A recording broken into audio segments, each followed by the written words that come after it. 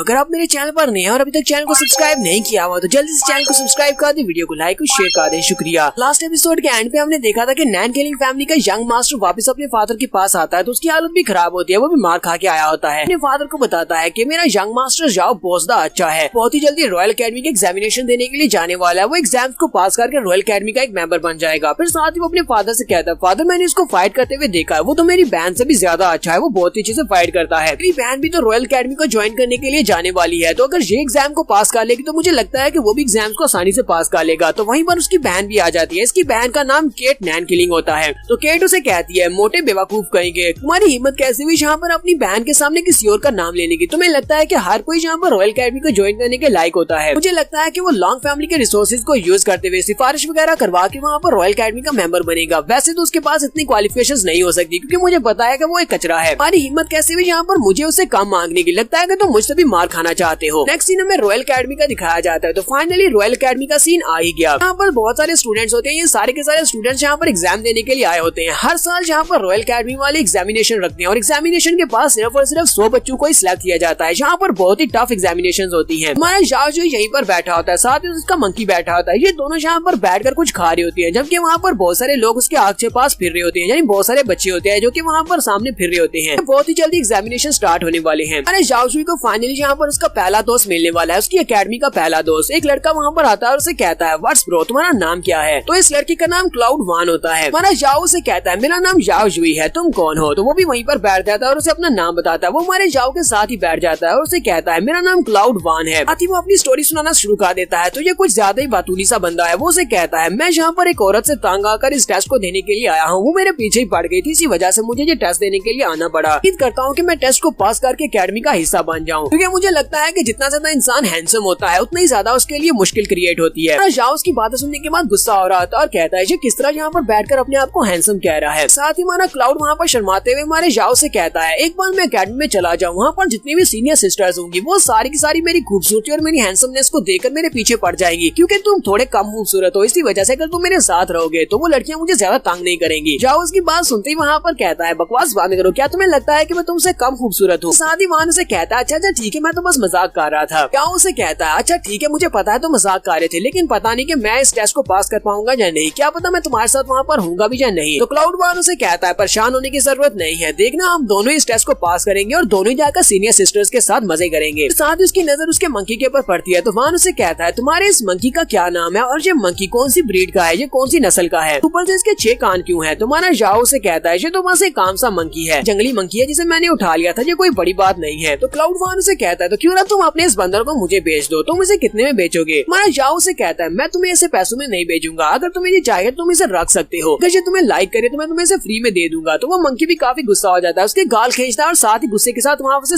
Screech करते हुए चला जाता है और साथ ही उसे जुबान भी दिखा रहा होता है। वान उसे कहता है, लगता है कि तुम्हारा बंदर गुस्सा हो गया, वो तुमसे काफी ज्यादा प्यार करता है। क्लाउड वान उसे कहता है, लड़के तुम तो वाकई में बहुत ज्यादा अच्छे और इंटरेस्टिंग इंसान हो, चलो फिर ठीक है, अकेडमी में ज्वाइन करने के बाद हम दोनों एक दूसरे के दोस्त बन जाएंगे और वहाँ पर जितनी भी लड़कियां मुझे मिलेंगी आधी लड़कियां मैं तुम्हारे लिए छोड़ दूंगा। जाओ उसके हाथ को पीछे हटाता और कहता है, मैं यहाँ पर मार्शल आर्ट सीखने के लिए आया हूँ, ना कि लड़कियों को पटाने के तरीके सीखने के लिए आया हूँ। क्लाउड वान उसे फिर से वहाँ पर बैल लेक्चर देना स्टार्ट कर देता है। वो उसे कहता है, अगर अकेडमी ज्वाइन करने के बाद तुम सिर्फ और सिर्फ मार्शल आर्ट ही सीखने वाले हो, फिर तो तुम बहुत ज्यादा बोरिंग इंसान हो, तुम्हें नहीं लगता कि जिंदगी में कुछ ना कुछ मजा तो होना चाहिए? हमें पता है ना कि जिंदगी बहुत ज्यादा शॉर्ट है, हमें नहीं पता कि हम लोग किस वक्त मर जाएंगे, तो हमें अपनी जिंदगी में कम से कम 2, 4 या 5, 6 बच्चियां तो फंसानी चाहिए। जाओ उसकी बातें सुनने के बाद अपने कानों पे हाथ रख के खड़ा होता है और कहता है, ये पता नहीं यहाँ पर किस तरह की बकवास किए जा रहा है, अगर मैं यहाँ पर एग्जामिनेशन के लिए नहीं आता तो अब तक मैंने इसकी तशरीफ के ऊपर किक मार दी होती। इसी वक्त वहाँ पर वो सारे बच्चे लाइंस बनाना शुरू कर देते हैं। जाओ कहता है, लगता है कि फाइनली ये स्टार्ट होने वाला है, हम लोग सुबह से यहाँ पर आकर बैठे हुए हैं, फाइनली अब यहाँ पर एग्जाम स्टार्ट होंगे। उनके सामने एक स्टेज होती है, उस स्टेज के ऊपर एक बड़ा सा पिलर होता है और उस पिलर के पास स्कूल का अकेडमी के वाइस प्रेसिडेंट अपीयर होते हैं। सभी लोगों से कहते हैं, लोग इस साल की रॉयल अकेडमी की एग्जामिनेशन के लिए जो सिलेक्शन होती है उसको हम लोग स्टार्ट करने वाले हैं, तो ये एग्जाम स्टार्ट होने वाले हैं, सभी लोग यहाँ पर लाइंस में खड़े हो जाओ। वाइस प्रेसिडेंट उन सभी लोगों से कहते हैं, तो टेस्ट को देने के लिए कंडीशन ये है कि तुम सभी लोगों की उम्र 16 साल या फिर इससे कम होनी चाहिए। इसके अलावा तुम सभी लोगों का कल्टीवेशन लेवल जान वारियर तक होना चाहिए, इससे कम नहीं होना चाहिए। हम लोग यहाँ पर तुम सभी बच्चों को 9 ग्रुप्स में तकसीम करेंगे। 9 ग्रुप्स में तकसीम करने के बाद तुम्हारे पास 9 टीचर्स आएंगे और वो सारे टीचर्स यहाँ पर तुम्हारे एग्जामिनेशन प्रोसेस के दौरान तुम्हारे साथ रहेंगे और तुम्हारे इस पहले टेस्ट को जज करेंगे। तुम्हें यहाँ पर अपनी एनर्जी को यूज करते हुए इस टेस्ट स्टोन पिलर के ऊपर पंच मारना होगा। अगर तुम लोगों ने इसको एक्टिवेट कर दिया तुम पास हो जाओगे, लेकिन अगर तुम इसको एक्टिवेट नहीं कर पाए तो तुम फेल हो जाओगे और तुम्हारे ट्यूटर्स को नजर रखेंगे और तुम्हारा नाम साथ साथ लिखते जाएंगे। वहीं पर साथ ही एक टीचर खड़ी होती है जिसका नाम टीचर C2 होता है। टीचर C2 वहाँ पर हम सभी लोगों को बताती है, जैसा कि तुम सभी लोग देख रहे हो कि मेरे साथ एक बड़ा सा स्टोन पिलर है। इसी स्टोन पिलर को हम लोग टेस्ट में यूज करने वाले हैं। अगर तुम जान वॉरियर लेवल पर हो और तुम लोग 100 kg की पावर के साथ इस स्टोन पिलर को पंच मारते हो, लोग आसानी के साथ इस टेस्ट को पास कर लोगे। तुम्हारी पावर 100 kg या इससे ज्यादा होनी चाहिए, तभी तुम टेस्ट को पास कर पाओगे। क्लाउड1 टीचर C2 को वहाँ पर देखते ही कहता है, और देखो तो सही वो टीचर कितनी ज्यादा मस्त लग रही है, देखो तो सही। मुझे लगता है कि यही मेरी टीचर है, मेरी सपनों की रानी मुझे मिल गई है। हम लोग उसी की लाइन में चलते हैं और वो दोनों भागते हुए जल्दी से उस लाइन में चले जाते हैं जहाँ पर टीचर C2 होती है। तो टीचर C2 उन सभी लोगों से कहती है, तो सभी लोग जल्दी से लाइन बना लो और एक एक करके आगे आते जाओ। जैसे यहाँ पर तुम्हारी बारी आएगी तभी आना, किसी को धक्का मत देना। तो सबसे पहले एक लड़का आता है, वो काफी ज्यादा हटा कटा लग रहा होता है और कहता है, सबसे पहले मेरी बारी। अब देखना मैं इस पिलर स्टोन को पंच मारकर तोड़ ही दूंगा। अपनी पावर को रिलीज करते हुए उस पिलर स्टोन के ऊपर जबरदस्त पंच मारता है, लेकिन साथ ही बेचारे का हाथ टूट जाता है और वो चिल्लाना शुरू कर देता है। टीचर उसे कहती है, तुम फेल हो गए, चलो यहाँ से चले जाओ। उसके बाद एक दूसरा लड़का आता है, कहता है, चलो जल्दी से मेरे रास्ते से हटो, अब मेरी बारी है, देखना मैं क्या करता हूँ। और वो वहाँ पर खड़ा होकर अपने पंच में पावर को रिलीज करता है, स्टोन पिलर के ऊपर पंच मारता है। टीचर C2 से कहती है, ठीक है तुम पास हो गए हो। वो कहती है, अगला आ जाओ। अगला आने से पहले उसी वक्त तुम्हारे जो जाओ होता है उसका बंदर वहाँ पर कांड कर देता है। वो किसी प्रिंस के पास से उसका एक पीच चोरी करके ले आता है। वो अपने मुंह में उस पीच को लेकर भागता हुआ लोगों के ऊपर से जंप करते हुए वहाँ पर आ रहा होता है। पीछे कुछ लोग लगे होते हैं, वो सभी लोग चिल्लाकर कह रहे होते हैं, इस बंदर को पकड़ो, इसने हमारे प्रिंस के पास से उसका पीच चोरी किया है। जाओ का लिटिल ब्रदर जल्दी से भागता हुआ उसके कंधे के ऊपर आकर बैठ जाता है और साथ ही वो उस पीच को खाना शुरू कर देता है। जाओ उसे कहता है, ये तुमने क्या किया? तुम्हारा पीच तो 700 साल पुराना एक ऑरेंज स्पिरिट पीच है, तुम इसको कहाँ से चोरी करके लेकर आए हो? साथ ही वो बंदर पीछे की तरफ देख रहा होता है, तो वहाँ पर पीछे देखता है तो वहाँ पर काफी सारे लोग होते हैं। वो भागते हुए वहाँ पर पहुँच जाते हैं और कहते हैं, इस बंदर की हिम्मत कैसे हुई हमारे प्रिंस के पास है उसके 700 साल पुराने स्पीच को चोरी करने की। पर जाओ उन लोगों से कहता है, जरा शांत हो जाओ, हम सभी लोग यहाँ पर टेस्ट देने के लिए आए, हम लोग यहाँ पर अब फाइट तो नहीं शुरू कर सकते। तो वहीं पर प्रिंस भी आ जाता है और उसे कहता है, तुम्हें लगता है कि मुझे यहाँ पर शांत होना चाहिए? हमारे बंदर ने मेरे पास से मेरा पीच चोरी किया है और मैं यहाँ पर शांत हो जाऊँ। ठीक है मैं शांत हो जाता हूँ, लेकिन पहले मुझे इस बंदर को मारना होगा। अगर मैं इस बंदर को जान से नहीं मारूंगा तो मैं शांत नहीं हूँगा। लेकिन अगर तुम मेरे सामने अपने घुटने टेक कर अपने माथे को ग्राउंड के ऊपर रगड़ते हो तो फिर मैं तुम्हें यहाँ पर बख्श दूंगा और साथ में तुम्हारे इस बंदर को भी छोड़ दूंगा। हमारा जाओ से कहता है, ये तो सिर्फ और सिर्फ एक पीच था जो कि 700 साल पुराना था। अगर तुम्हें इसके बदले में कुछ चाहिए तो मैं तुम्हें 800 साल पुरानी जिनसेंग दे सकता हूँ। अपने पास में जिनसेंग निकालता और कहता है, चलो ये 800 साल पुरानी जिनसेंग है। तो कहता है, नहीं मुझे 800 साल पुरानी जिनसेंग बिल्कुल भी नहीं चाहिए। आदि प्रिंस सोच रहा होता है, ये लड़का तो वाकई में काफी ज्यादा नाइस लगता है जो अपने पास इस तरह की 800 साल पुरानी जिनसेंग देने को तैयार हो गया है। यहाँ पर इसको लूटने की कोशिश करता है। वो उसे कहता है, मेरे पास से 700 साल पुराना पीच लिया है जो कि मेरा स्पेशल पीच था। अगर तुम्हें यहाँ पर बदला चुकाना है तो तुम्हें इस तरह की 10 जिनसेंग मुझे देनी होगी जो कि 800 साल पुरानी हो। माना जाओ उसकी बात सुनने के बाद कहता है, अगर ऐसी बात है तो वो अपने मंकी से कहता है, मंकी चलो जल्दी से इसका पीच इसको वापस करो। लेकिन उसका मंकी भी बहुत बड़ा कमीना है, वो जल्दी से पूरे के पूरे पीच को ही निकल जाता है। वो उस पूरे पीच को मुंह में डाल लेता है, जबकि प्रिंस भी ये देखकर काफी हैरान होता है और गुस्सा भी होता है। तो उसी वक्त उस पीच को खाने के बाद उसके अंदर से जो गिटक निकलती है उसको उसकी तरफ थूक देता है प्रिंस के मुंह के ऊपर, जिससे प्रिंस और भी गुस्सा हो जाता है, चिल्लाकर कहता है, यहाँ पर आओ और इस कमीने बंदर को मार डालो और साथ में इसके मास्टर को भी। इसी वक्त वो सभी लोग भागते हुए प्रिंस के ऑर्डर्स को फॉलो करते हुए आगे बढ़ते हैं हमारे जाओ को मारने के लिए। जैसे वहाँ पर शोर होता है तो उसी वक्त टीचर C2 उन लोगों से कहती है, अगर तुम लोगों को यहाँ पर शोर मचाना है तो यहाँ से दफा हो जाओ, मैं तुम सभी लोगों को डिस्क्वालीफाई कर दूंगी। अगर तुम्हें टेस्ट में हिस्सा लेना है तो चुपचाप यहाँ पर खड़े रहो, बाद में अपने मसले को सुलझा लेना। तो सभी लोग टीचर C2 की तरफ देखते हैं कि वो गुस्से में है। तो प्रिंस जल्दी से पीछे की तरफ मुड़ जाता है और कहता है, तुम इस बार तो काफी ज्यादा लकी हो, लेकिन अगली बार देखना तुम्हारा क्या होगा। वैसे भी थर्ड राउंड में हैंड टू हैंड कॉम्बैट होने वाली है, वहाँ पर देखना मैं तुम्हें जरूर मार डालूंगा। तो क्लाउड फिर से आगे बढ़ता है और उसे कहता है, ब्रो तुम तो वाकई में बहुत ज्यादा कूल हो, तुमने तो इस प्रिंस को भी यहाँ पर धूल चटा दी। गुस्से के साथ उसे कहता है, अपनी बकवास बांध कर, तुम यहाँ पर मेरे दोस्त बनने का दावा कर रहे हो, जब मुझे जरूरत थी तब तुम कहाँ पर थे? तो जल्दी से साइड पर हो जाओ, मुझे तुमसे कोई बात नहीं करनी। क्लाउड उसे कहता है, दोस्त तुम मेरे साथ इस तरह तो बात मत करो, अभी अभी तो हम लोग दोस्त बने और तुम अभी अभी इस दोस्ती को करना चाहते हो। तुम तो मेरे ऐसे दोस्त हो जिसको मैं मिलियन सालों तक भी फॉलो कर सकता हूँ। जहाँ उसकी बातें सुनने के बाद कहता है, ये तो बिल्कुल एक निठल्ला इंसान है, इसके साथ क्या बहस करनी। फिर साथ ही वो अपने मंकी के सर में पंच मारता और कहता है, बेवकूफ बंदर कहीं के, अगर दोबारा तुमने यहाँ पर कोई मुश्किल क्रिएट की तो उसके बाद देखना मैं तुम्हें पिंजरे में बंद कर दूंगा। तुम उस स्पीच को वहाँ पर चोरी करके ले ही आए थे, तुमने उसे अकेला क्यों खाया? उसे मुझे भी साथ में देना चाहिए था। टीचर C2 उन लोगों से कहती है, अच्छा ठीक है अब अगला कंटेस्टेंट यहाँ पर आ जाओ। तो अगली बारी हमारे क्लाउड की होती है। तो क्लाउड कहता है, मेरी बारी आ गई, देखना मैं जाकर टीचर को किस तरह इम्प्रेस करता हूँ। वो तो मेरे सामने अपने घुटने टेक देगी और कहेगी मुझसे प्यार करो। क्लाउड1 वहाँ पर चला जाता है, टीचर के सामने बड़े एक्शन के साथ कहता है, मेरा नाम क्लाउड1 है। टीचर उसकी बात सुनने के बाद कहती है, चलो जल्दी करो, पंच मारो वरना मैं तुम्हें अभी डिस्क्वालीफाई कर दूंगी। वान भी काफी ज्यादा हैरान हो जाता है कि इसको फंसाना काफी मुश्किल है। साथ ही वो टीचर से कहता है, अच्छा ठीक है मैं करता हूँ, मैं क्लाउड1 हूँ, मैं 15 साल का हूँ। क्लाउड1 जाकर पिलर के सामने खड़ा हो जाता है और वहाँ पर खड़ा होने के बाद अपनी पावर्स को रिलीज करता जाता है बड़ी एक्शन के साथ। वो आराम के साथ कोनी उसके ऊपर मारता है, यानी उस पिलर के ऊपर अपनी सिर्फ कोनी मारता है और इसी के साथ ही वो टेस्ट को पास कर लेता है। टीचर C2 कहती है तुमने टेस्ट को पास कर लिया, ठीक है अब तुम जाओ। तो हमारा क्लाउड1 वहाँ से नीचे की तरफ उतर आता है। आते ही जाओ से कहता है जाओ तो या तुमने देखा पूरी तरह से अपनी टीचर को फंसा लिया है, वो मुझसे बहुत ज्यादा इंप्रेस हो गई है, मैंने वहाँ पर जो एक्शन दिखाया उसकी वजह से अब तो वो लट्टू हो चुकी होगी। उसके बाद हमारे जाओ की बारी आती है। तो जाओ ऊपर जाता है और जाकर टीचर को बताता है मेरा नाम जाओ शुई है और मैं 15 साल का हूँ। टीचर उसे कहती है तो फिर ठीक है चलो जल्दी से टेस्ट को स्टार्ट करो। तो हमारा जाओ पिलर के सामने खड़ा हो जाता है और कहता है मुझे यहाँ पर इस टेस्ट को पास करना ही पड़ेगा। एग्जामिनेशन के पूरे 3 राउंड्स हैं। वो कहता है मुझे तीनों के तीनों राउंड्स को पास करना पड़ेगा, तभी जाकर मैं ग्रैंडपा का नाम रोशन कर पाऊंगा। ग्रैंडपा ने बहुत ज्यादा मेहनत करके मुझे यहाँ पर भेजा है।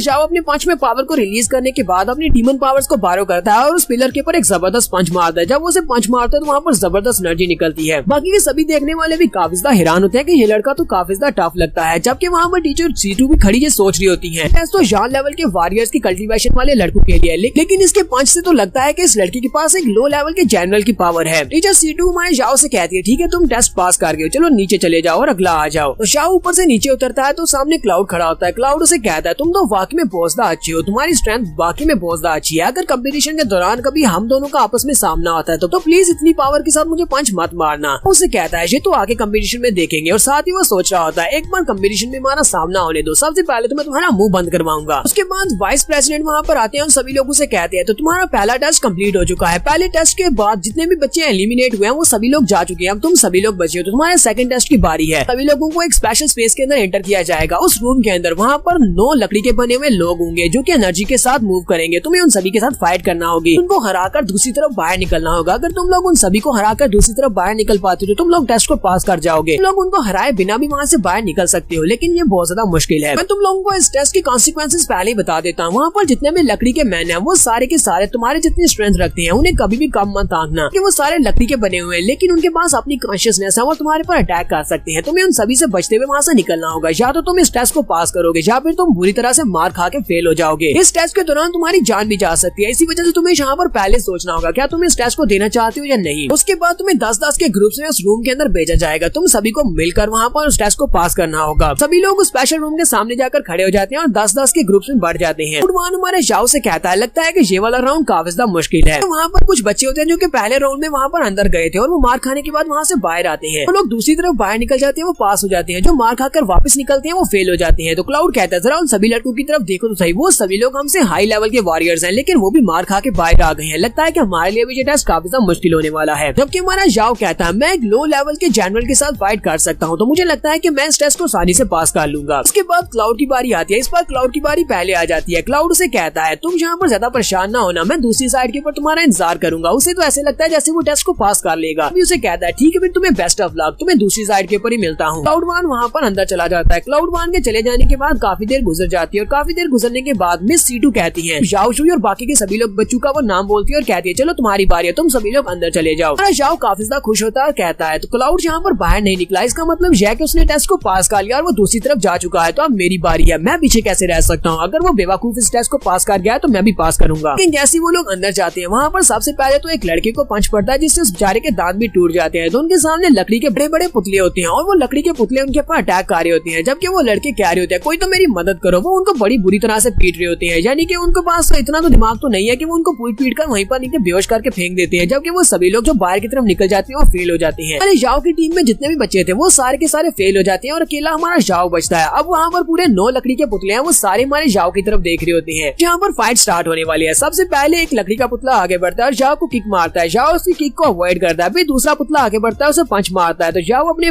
बाजू को सामने करते हुए उसके पंच को ब्लॉक करता है, लेकिन उसके साथ हिट होता है। जाओ कहता है यहाँ पर तो बहुत सारे लकड़ी के पुतले हैं, मुझे इन सभी को अवॉइड करना होगा, ऊपर से इनकी स्पीड भी ज्यादा है। फिर से एक लकड़ी का पुतला आगे बढ़ता है, हमारे जाओ को एक जबरदस्त पंच मारता है। वो अपने दोनों बाजू को सामने करते हुए पंच को ब्लॉक करता है, लेकिन लुढ़कता हुआ पीछे काफी दूर जाता है। जाओ कहता है ये सारे के सारे लकड़ी के पुतले तो वाकई में काफी ज्यादा स्पेशल हैं, इसी वजह से यहाँ पर बहुत सारे बच्चे फेल हो गए हैं। इस राउंड के लिए जो 2 मेंटोर होते हैं जो कि सबको जज कर रहे होते हैं वो वहीं पर अंदर ही खड़े होते हैं। एक का नाम मेंटोर व्हाइट होता है और एक का नाम मेंटोर ब्लैक होता है। वो दोनों एक दूसरे से बात कर रहे होते हैं। व्हाइट कहता है तुम्हें क्या लगता है कि ये लड़का यहाँ पर और कितनी देर तक टिक पाएगा। ब्लैक उसे कहता है मुझे लगता है कि ये लड़का और 15 से 20 मिनट तक यहाँ पर टिक पाएगा, क्योंकि इसकी रेजिस्टेंस काफी ज्यादा अच्छी है। ये इनके सामने काफी अच्छे से उनके अटैक्स को ब्लॉक कर रहा है। मुझे तो लगता है कि सिर्फ 30 मिनट में इसका काम तमाम हो जाएगा। व्हाइट उसे कहता है लेकिन मुझे ऐसा बिल्कुल भी नहीं लगता, क्यों ना हम लोग यहाँ पर आपस में एक शर्त लगा लें। लेकिन ब्लैक उसके साथ यहाँ पर शर्त नहीं लगाता।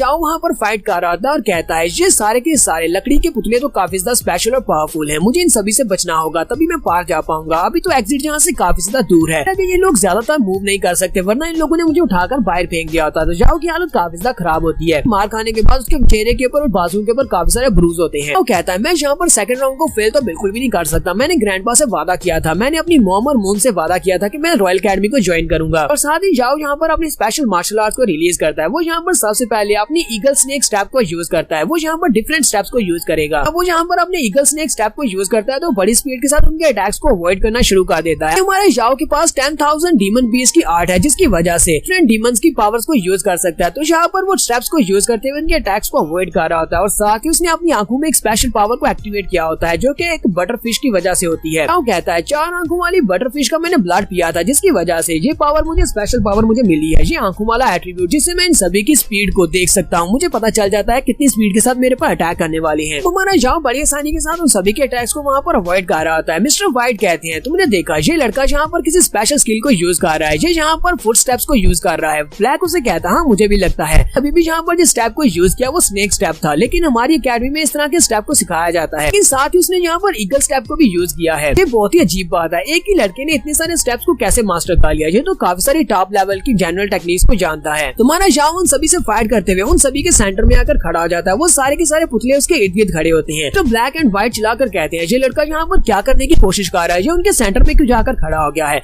तुम्हारा जाओ उनके सेंटर में खड़ा होने के बाद जल्दी से ऊपर की तरफ जंप करता है। ऊपर की तरफ जंप करने के बाद वो अपने हाथों में अपनी पावर को रिलीज करता है और स्पेशल स्किल जिसका नाम क्रेजी किलिंग होता है उसको यूज करते हुए मिलिट्री की स्पेशल टेक्निक जो कि कमांडर जैन ने उसको सिखाई थी वो स्लॉटर बॉक्सिंग वाली टेक्निक को यूज करते हुए सभी के माथे के ऊपर अपनी एनर्जी के साथ पंचेस मारता है। टाओ कहता है ये वाला माहौल काफी ज्यादा अच्छा है, मुझे लगता है कि मुझे यहाँ पर अपनी स्टार्टर बॉक्सिंग को ही यूज करना चाहिए, मैं इसको प्रैक्टिस भी कर सकता हूँ। वो उन सभी के माथे के ऊपर मारता है, जिसके माथे के ऊपर वो पंच मारता है वो सारे के सारे वहीं पर गिर जाते हैं। जाओ कहता है ये तो वाकई में बहुत ज्यादा अच्छा है, मैंने इन सभी के ऊपर अपनी स्लॉटर बॉक्सिंग के साथ अटैक किया और इनमें से काफी सारे गिर चुके हैं, बहुत ही कम बचे हैं। दो और पुतले भागते हुए इसके ऊपर अटैक करने के लिए आगे बढ़ते हैं। तो हमारा जाओ दोनों हाथों में अपनी पावर्स को रिलीज करता है और सिर्फ अपने हाथों को साइड के ऊपर करते हुए उन दोनों को अपना पंच मारता है जिससे वो दोनों भी वहीं पर नीचे गिर जाते हैं और उनके अंदर भी क्रैक्स पड़ जाते हैं। हमारे जाओ ने जहाँ पर 6 पुतलों को हरा दिया, अब सिर्फ वहाँ पर 3 ही पुतले बचे हैं। तो जाओ बाकी के 3 पुतलों की तरफ देखता है, वो गुस्से के साथ उसकी तरफ देखते हैं जबकि मिस्टर व्हाइट और मिस्टर ब्लैक दूर खड़े ये सब कुछ देख रहे होते हैं। इसके साथ ही हमारा जाओ यहाँ पर अपनी स्लॉटर बॉक्सिंग के मूव को यूज करते हुए जिसके साथ वो special move crazy throat slaughter होता है उसको यूज करता है। पुतले के गले के अंदर अपनी उंगलियों को धंसा देता है जिससे वो भी वहीं पर नीचे गिर जाता है। उसने उस पुतले को भी डिस्ट्रॉय कर दिया है। फिर बाकी के 2 पुतलों को भी वहाँ पर बड़ी आसानी से हराकर आगे की तरफ चलना स्टार्ट करता है। वो एग्जिट के रास्ते से बाहर निकलने वाला है जबकि मिस्टर व्हाइट और ब्लैक दोनों रास्ते में खड़े होते हैं। मिस्टर व्हाइट कहते हैं आज तक कोई भी इस टेस्ट को इस तरह पास नहीं कर पाया, सभी लोग मार खाकर यहाँ से बाहर निकले, लेकिन इसने 9 के 9 पुतलों को आसानी से हरा दिया और यहाँ पर अभी तक सही सलामत अच्छी कंडीशन में है।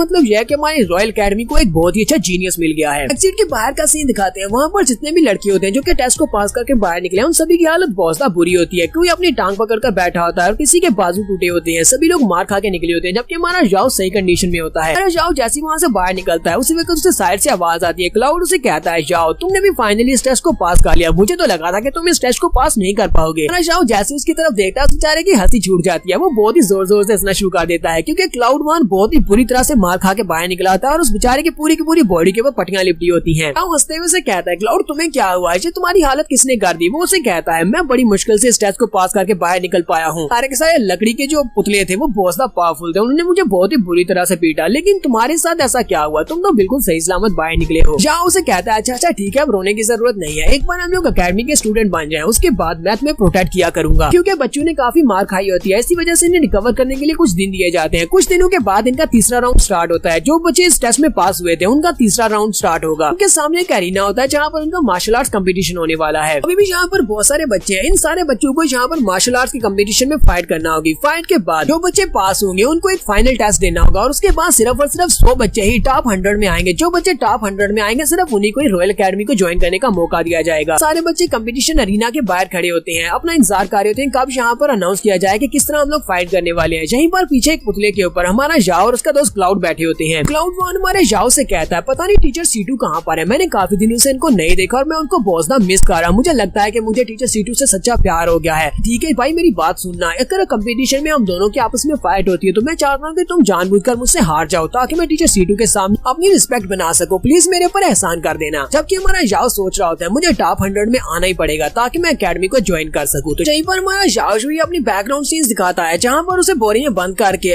होपलेस अबीस में फेंक दिया गया था। वो कहता है मुझे अपनी फेट को खुद कंट्रोल करना होगा, मेरे पास और कोई भी रास्ता नहीं है, मुझे इस एकेडमी को ज्वाइन करना ही है। और बहुत सारे ऐसे लोग हैं जो मेरे से उम्मीद लगाकर बैठे हुए हैं, उन सभी को मेरी जरूरत है, जैसे मुझे उन सभी के लिए ये सब कुछ करना होगा। झाओ जुई भी यहीं पर ये सब कुछ सोच रहा होता है कि उसी वक्त केट नैन किलिंग वहाँ पर आती है और उसे कहती है लड़के क्या तुम्हारा नाम झाओ जुई है? तो क्लाउड वन उसको देखते ही उसके नाक से ब्लड बहना शुरू हो जाता है और कहता है ये लड़की तो बहुत ज्यादा खूबसूरत है। तो केट नैन किलिंग उसकी बात सुनने के बाद से कहती है बकवास बंद करो, जहाँ से दफा हो जाओ। हमारा झाओ से कहता है हाँ मेरा नाम झाओ जुई है, क्या मैं तुम्हारा नाम जान सकता हूँ? क्या मैं तुम्हें जानता हूँ? तो केट उसे कहती है तुम्हें मेरा नाम जानने की जरूरत नहीं है, लेकिन मैं तुम्हें एक बात बता दूं, अगर रिंग में कंपटीशन के दौरान हम दोनों की फाइट अरेंज होती है तो मैं तुम्हें बहुत ही बुरी तरह से पीटने वाली हूँ। फिर साथ ही वो वहाँ से पीछे की तरफ मुड़ जाती है। वो कहता है ये क्या हुआ, पता नहीं ये लड़की कौन थी जहाँ पर आकर ये सब कुछ कहकर चली गई। तो क्लाउड आगे बढ़ता और कहता है ब्रो तुमने तो इतना अच्छा माल छुपा कर रखा हुआ है, तुमने मुझे पहले क्यों नहीं बताया कि तुम्हारे पास एक गर्लफ्रेंड भी है? जल्दी से मुझे भी इसके साथ इंट्रोड्यूस करवाओ। झाओ उसे कहता है मैं तो खुद इस लड़की को नहीं जानता कि ये कौन है, और तुमने सुना नहीं कि वो जहाँ पर गुस्से के साथ मुझे धमकी देकर गई है, तुम्हें किसी एंगल से वो मेरी गर्लफ्रेंड दिखाई देती है। तो झाओ उसे कहता है मुझे लगता है कि वो लड़की तुम में इंटरेस्टेड है, इसी वजह से वो तुमसे बात करने का बहाना ढूंढ रही थी और वो तुमसे इस तरह की बात करके गई है। झाओ कहता है तुम्हारे दिमाग का कोई भी इलाज नहीं कर सकता, तुम तो लड़कियों के लिए कुछ ज्यादा ही पागल हो। वाइस लीडर वहाँ पर आते हैं और सभी लोगों से कहते हैं तो तुम सभी लोगों का तीसरा राउंड यहाँ पर स्टार्ट होने वाला है, ये कंपटीशन का तीसरा राउंड है। तीसरे राउंड को हम लोग जब यहाँ पर स्टार्ट करेंगे तो तुम सभी लोगों को ड्रा दिए जाएंगे, उसके अंदर से तुम्हें अपने नंबर निकालने होंगे, जिसके पास भी नंबर आएंगे वहाँ पर 1 नंबर वाला 2 नंबर के साथ फाइट करेगा और 3 वाला 4 के साथ फाइट करेगा। तो इस राउंड में तुम्हारे जितने भी टीचर्स हैं वो सारे के यहाँ पर रेफरी का काम करेंगे। वे लोग यहाँ पर तुम्हारी स्ट्रेंथ को देखेंगे, जो भी यहाँ पर मैच को हार जाएगा वो फेल हो जाएगा, जो भी यहाँ पर सरेंडर करेगा वो मैच को फेल कर देगा। तुम लोग यहाँ पर वेपन्स को यूज कर सकते हो, लेकिन यहाँ पर एक दूसरे की जान नहीं ले सकते। अगर किसी ने भी यहाँ पर रूल्स को तोड़ने की कोशिश की तो इमीडिएटली उसे मार दिया जाएगा। इसी वजह से रूल्स को फॉलो करना। जल्दी से यहाँ पर आओ और अपने अपने नंबर निकालो। तो सभी लोग बहुत एक्साइटेड हो जाते हैं कि यहाँ पर उनके नंबर निकलने वाले हैं। जाओ और उसके साथ क्लाउड दोनों जल्दी से भागते हुए आगे बढ़ते हैं, जबकि वहीं पर पीछे प्रिंस भी खड़ा होता है। प्रिंस कहता है इस बार फाइट में हम दोनों राइवल्स होते हैं, हम दोनों की फाइट होती है, तो फिर ठीक है मैं इस लड़के को मार डालूंगा ताकि मैं अपना गुस्सा उतार सकूं। इसके बंदर ने मेरा पीछ खा लिया।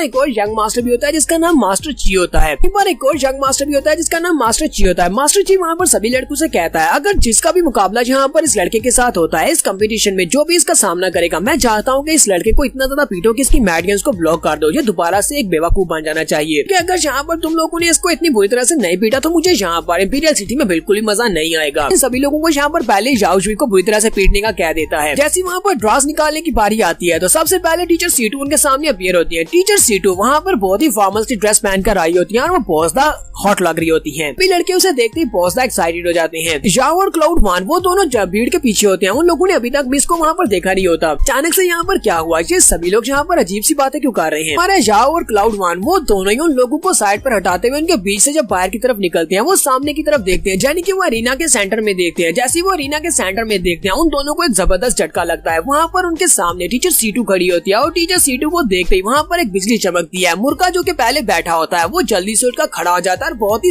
ताकतवर बन जाता है, एक सुपरमैन बन जाता है। जहाँ पर जिसको इस मुर्गे की समझ नहीं आई दूसरे लोगों के कमेंट्स पढ़ के देख सकता है कि यहाँ पर क्या हो रहा है। हमारे झाओ को भी यहाँ पर झटका लगता है और उसकी नाक से भी ब्लड बहना शुरू हो जाता है और कहता है यहाँ पर हो क्या रहा है, मुझे यहाँ पर कैसा महसूस हो रहा है। ये दोनों बेवकूफ यहाँ पर अपनी नाक से बहते हुए खून के साथ खड़े होते हैं और एक दूसरे की तरफ देखकर हंस रहे होते हैं। क्लाउड वन कहता है मुझे लगता है कि मुझे अब इससे पक्का प्यार हो गया है, ये तो वाकई में बहुत ज्यादा खूबसूरत है और मुझे उम्मीद है कि अकेडमी में ज्वाइन करने के बाद इसको अपने किसी न किसी तरीके से इम्प्रेस तो जरूर ही कर लूंगा। झाओ उसे कहता है बकवास बंद करो, तुम सिर्फ इसी से प्यार नहीं करते बल्कि जिस भी लड़की को देखते हो तुम तो उसी से प्यार करना शुरू कर देते हो। और उसके बाद ये दोनों आगे बढ़ते हैं और जाकर अपने अपने ड्रा लॉटरी नंबर निकालते हैं। तो उन दोनों के जो नंबर आते हैं, क्लाउड का नंबर 44 होता है और उसे रिंग 4 में जाकर फाइट करनी है, जबकि हमारे झाओ का नंबर 228 होता है और उसे रिंग 8 में जाकर फाइट करनी है। तो पहले बहुत ज्यादा खुश हो रहा है कि उसके पास 44 नंबर आया और रिंग 4 में फाइट करनी है। फिर साथ ही वो वहाँ पर पैरानॉइड हो जाता है और कहता है ये क्या, ये तो सेम नंबर है यानी 444, ये तो डेथ का नंबर है, ये तो क्या मैं तो मरने वाला हूँ, इसका मतलब मैं इस टेस्ट को पास नहीं कर पाऊंगा। बेचारा वहाँ पर पागलू जैसी हरकतें करना शुरू कर देता है। झाओ वहीं पर हंसना शुरू कर देता है और कहता है तुम तो कुछ ज्यादा ही पैरानॉइड हो, तुम्हें क्या लगता है कि नंबर का गलत आ जाने की वजह से तुम टेस्ट को फेल कर दोगे? अच्छा ठीक है जाओ जाकर फेल हो जाओ। अब हमारा झाओ बहुत एक्साइटेड और खुश होता है और क्लाउड वन वहीं पर उसके पीछे अपना सर झुकाकर बैठा होता है क्योंकि उसे लगता है कि उसके लिए बैड लक है कि उसका नंबर 444 आ गया है। टीचर उन सभी लोगों से कहती है नंबर 1 और नंबर 2 अरीना में आ जाओ, तो फाइट स्टार्ट होने वाली है। तो वहाँ पर नंबर 1 और नंबर 2 जल्दी से जाम करते हुए अरीना में आ जाते हैं। सीटू यहाँ पर इनकी रेफरी बनने वाली है तो वो लोग जल्दी से फाइट करना स्टार्ट करते हैं। तो टीचर उन लोगों से कहती है चलो फाइट को स्टार्ट करो। उन्हें लड़के काफी ज्यादा स्ट्रॉन्ग होते हैं क्योंकि इन लोगों ने भी पिछले टेस्ट को पास किया है। तो वो दोनों एक दूसरे के साथ पंचेस को टकराते हैं, वहाँ पर जबरदस्त धमाका होता है। फिर साथ ही वो दोनों एक दूसरे को किक्स मारना स्टार्ट करते हैं। जाओ कहता है फिर से बहुत ज्यादा मजा आने वाला है, मैं भी यहाँ पर फाइट करूंगा। की बारी तो बहुत ज्यादा दूर आने वाली है क्योंकि इसका नंबर 228 है और अभी तो बहुत सारे नंबर आना बाकी है। करते करते नंबर 127 पर पहुंचता है, फिर नंबर 226 पर पहुंचता है और फिर लास्ट के ऊपर जाओ की बारी आ जाती है। मिस सीटू कहती है तो नंबर 127 और 128 यहाँ पर आ जाओ। हमारा जाओ कहता है मैंने यहाँ पर बहुत सारी फाइट्स को देखा है और मैंने इन फाइट्स को देखने के बाद एक ही अंदाजा लगाया है, यहाँ पर जीतने वाले को रिस्पेक्ट मिलती है जबकि हारने वाले को यहाँ पर दूसरों का तरस भी नहीं मिलता, क्योंकि वो सभी लोग उसके ऊपर तरस भी नहीं खाते और वो चुपचाप यहाँ से बाहर चला जाता है, वो डिस्क्वालीफाई हो जाता है। मिस सीटू कहती है 27 और 28 जल्दी से यहाँ पर आ जाओ। तो हमारा जाओ बड़े एक्शन के साथ